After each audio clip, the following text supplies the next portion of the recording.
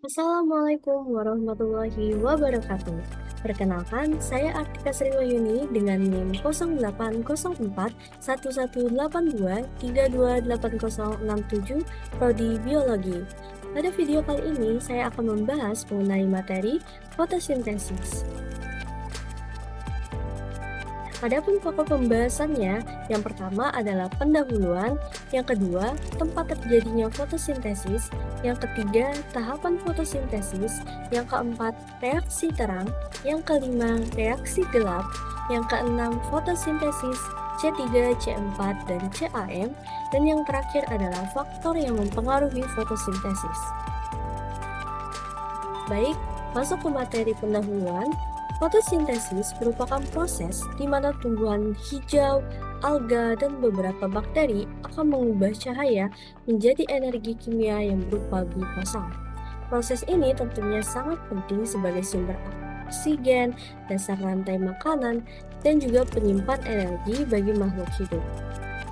Di sini terdapat persamaan dari reaksi fotosintesis, yaitu 6CO2 plus 6H2O dibantu cahaya matahari dan klorofil akan menghasilkan C6H12O6 plus 6O2 atau karbon dioksida dengan air akan menghasilkan gula dan oksigen dengan dibantu cahaya matahari. Di sini juga terdapat ilustrasi dari proses fotosintesis tersebut.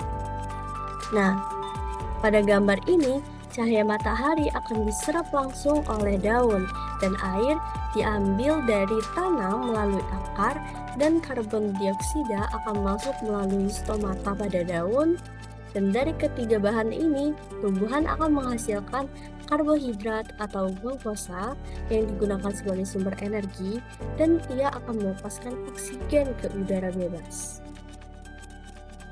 Nah, di sini ada tempat terjadinya fotosintesis, yang dimana gambar ini merupakan gambar dari kloroplas.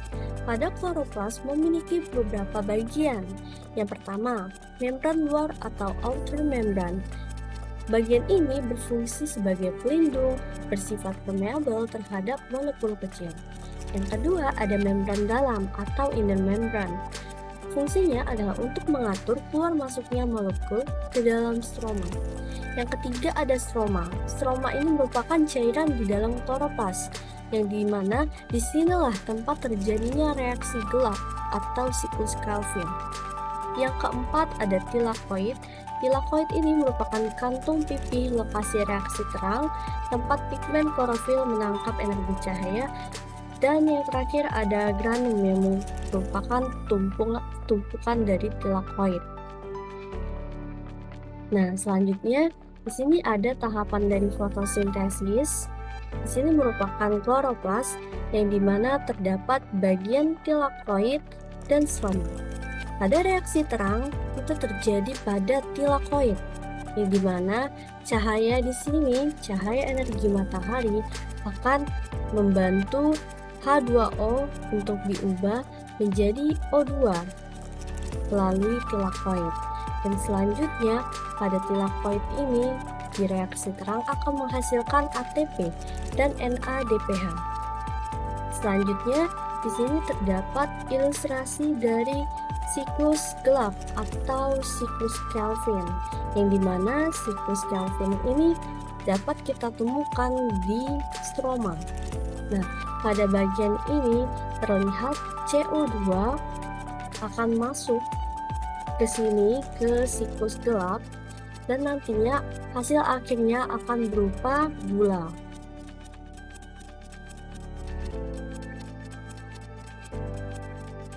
Selanjutnya di sini ada reaksi terang, di mana reaksi terang ini memiliki 3 tahapan utama. Yang pertama ada aktivasi klorofil. Pigmen klorofil menyerap cahaya dan mengeksitasi elektron. Yang kedua ada fotolisis air, di mana cahaya akan memecah H2O menjadi H+, emin, dan O2. Kemudian ada transport elektron, yang dimana elektron akan bergerak melalui fotosistem 2 dan 1 dan akan menghasilkan ATP atau disebut fotofosforilasi dan NADPH. Nah, reaksi terang ini terjadi di tilakoid di dalam kloroplas. Tujuannya adalah untuk mengubah energi cahaya menjadi ATP dan NADPH serta melepaskan O2 sebagai hasil samping. Yang dimana ATP dan NADPH ini sudah diketahui akan sangat berguna untuk siklus gelap, siklus Kelvin. Nah, kemudian hasil akhirnya adalah NADPH, ATP, dan O2. Selanjutnya ada reaksi gelap. Di sini terdapat beberapa tahapan utama. Yang pertama ada fiksasi karbon, yang dimana pada tahap ini CO2 ditangkap oleh RuBP dengan bantuan enzim Rubisco dan akan menghasilkan 3 PGA. Yang kedua ada reduksi. Reduksi ini 3 PGA akan diubah menjadi G3P menggunakan ATP dan NADPH. Kemudian yang terakhir ada regenerasi RuBP, yang dimana sebagian G3P digunakan untuk membentuk kembali RuBP agar siklus terus berlanjut. Nah, lokasi dari reaksi gelap ini adalah di stroma kloroplas. Tujuannya untuk mengubah CO2 menjadi glukosa dengan menggunakan ATP dan NADPH dari reaksi terang. Hasil akhirnya adalah C6H12O6, ADP, dan NADP+. Nah, di sini terdapat ilustrasi perbandingan antara fotosintesis C3, C4, dan CAM. Nah, pada tumbuhan C3, kita akan membahas terlebih dahulu di C3. Nah, pada tanaman C3 ini, CO2 langsung masuk ke dalam sel mesofil. Nah, sel mesofil yang di bagian tengah ini, di mana ia akan digunakan dalam siklus Calvin-Benson balsam atau si baby cycle, atau kita kenal sebagai siklus Calvin. Di sini ia akan menghasilkan gula. Proses ini sederhana dan terjadi di satu tipe sel saja, yaitu di sel mesofil. Contoh tanaman C3 ini seperti padi dan gandum. Kemudian di tengah ini ada contoh dari tanaman C4, di mana pada tanaman ini terdapat 2 jenis sel yang berperan. Ya, ada sel mesofil dan juga sel bundle seed. Nah, CO2 pertama kali akan diikat di sel mesofil menjadi senyawa berkarbon 4 atau C4. Kemudian senyawa ini akan dipindahkan ke sel bundle seed. Nah, di mana CO2 ini akan dilepaskan kembali dan digunakan dalam siklus Calvin atau si baby cycle untuk menghasilkan gula.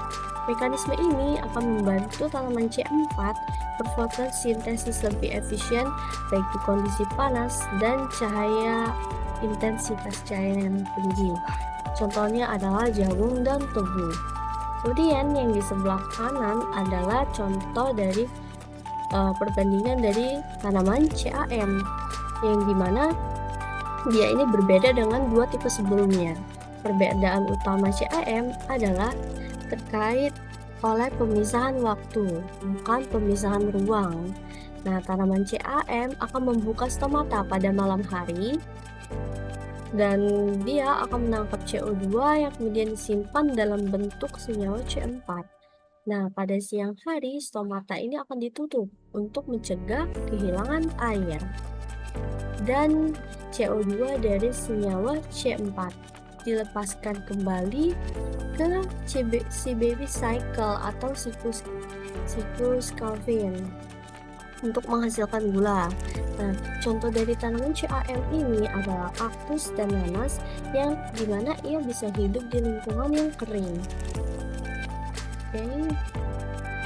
Selanjutnya terdapat faktor yang mempengaruhi fotosintesis. Nah, beberapa faktornya seperti intensitas cahaya, karbon dioksida, dan suhu.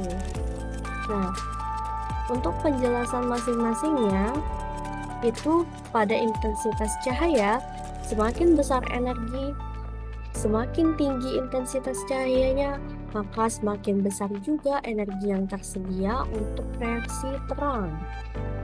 Nah, kemudian pada karbon dioksida.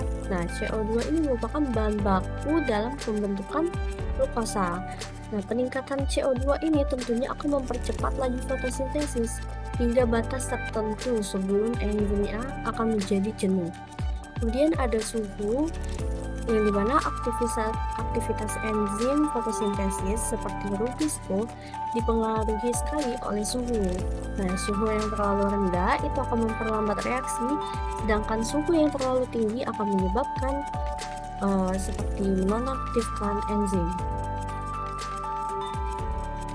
Nah, kesimpulannya adalah fotosintesis memiliki peran utama yaitu untuk mengubah cahaya menjadi energi kimia atau berupa glukosa untuk tumbuhan dan organisme lain.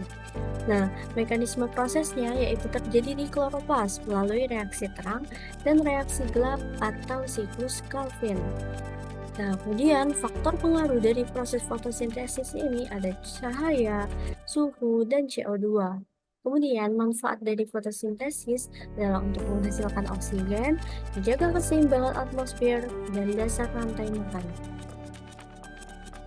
Baik, ini merupakan referensi yang telah dipakai. Sekian pembahasan materi pada kali ini. Terima kasih. Wassalamualaikum warahmatullahi wabarakatuh.